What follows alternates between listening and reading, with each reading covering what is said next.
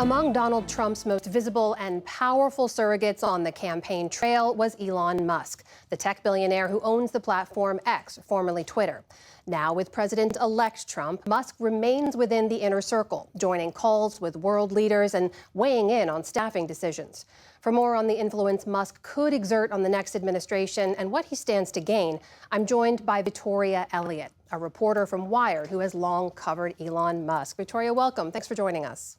Thanks so much for having me. So let's just start with the influence Musk has already had on getting Trump back into the White House. We mentioned he owns and controls the platform X. He donated over $118 million to the re-election bid. How instrumental would you say he was in getting Trump reelected? Obviously, he plowed a lot of money into the campaign and he really brought the full weight of his own personal celebrity because before Musk even owned Twitter, he was one of the top 10 most followed people on the platform. So just his audience, even without the sort of super juicing that now we've seen as he owned it, as he's changed the algorithm, would have been incredibly powerful.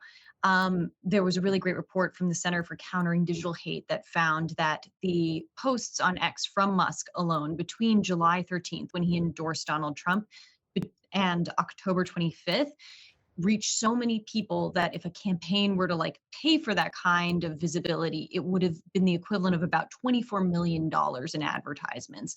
So even the use of his platform alone to boost the Trump campaign's talking points, to boost its visibility was incredibly valuable.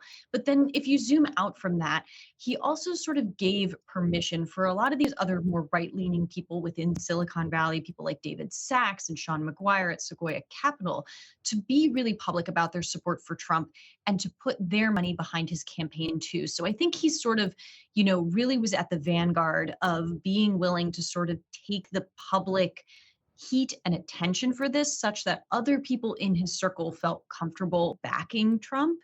And, that's also true for bringing the people that have followed him for years, including his fan base. Musk is also the richest man in the world. He's the CEO of Tesla and SpaceX. He also relies on the federal government for a big chunk of his wealth, right? He's gotten billions of dollars in federal government contracts over the years.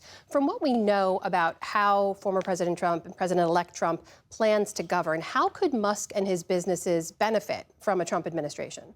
Well, definitely what we know from how the first Trump administration went is that Trump values loyalty, and he is more than willing to use his position as president to reward the people who have been very loyal to him. So I think a really great place that we may see this is in space exploration. SpaceX competes with other companies like Blue Origin, which is run by Jeff Bezos, for contracts. I think we could definitely see him getting more contracts for that.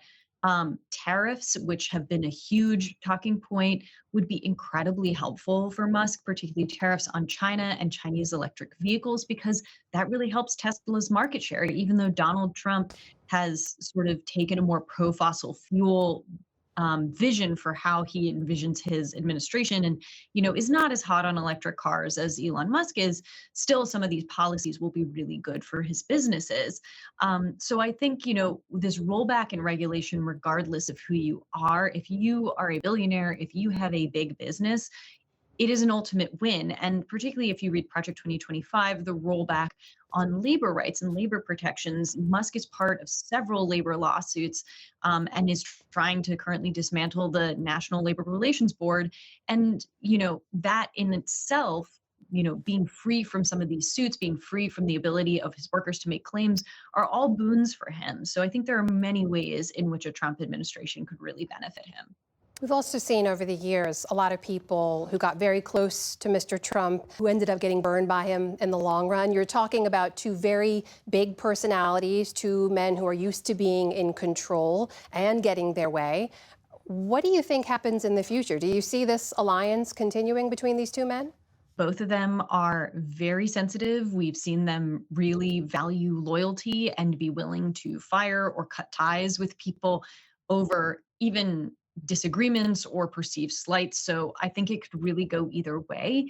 Um, though Musk has said he would be in charge of some form of government efficiency commission, I think we may see him much more as a floating advisor to the Trump administration rather than someone who's actually installed within it. And I think that's frankly because these are two people who are used to being in charge, who kind of conceive of themselves as alpha men. And I don't see either one of them being comfortable, willing to work in a position that feels like it's beneath the other. Trump has no problem letting go of people who have previously supported him if he feels that their loyalty or their support is in question. And I don't think Musk would be any different, particularly once Trump is in office and has the full power of the regulatory state that he can sort of rely upon.